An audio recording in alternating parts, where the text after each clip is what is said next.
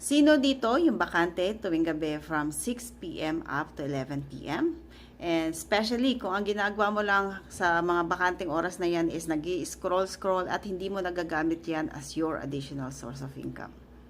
If you're looking for a side hustle or an extra income na pwede mong gawin sa mga bakante mo lang na oras, then baka makatulong sa iyo itong video na to.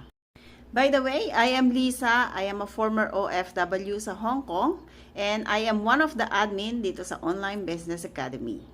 Ang ginagawa lang pala dito sa OBA is magsiset ng appointment sa mga local and international clients with all scripts are provided na.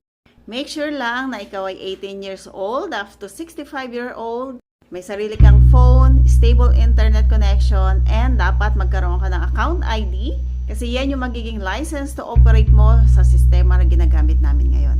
Ang gagawin lang dito is magsiset ng appointment sa mga local and international clients with all scripts are provided na. Hindi ka mateki, okay lang yan kasi may mga free trainings naman na ibibigay ang company and may mga coaches and mentors sa'yo dito na mag-guide all throughout your journey. If you wanna know how and the full details, kindly comment down below your age or your location. Hindi aksidente na nakita mo itong video na to. Trust God.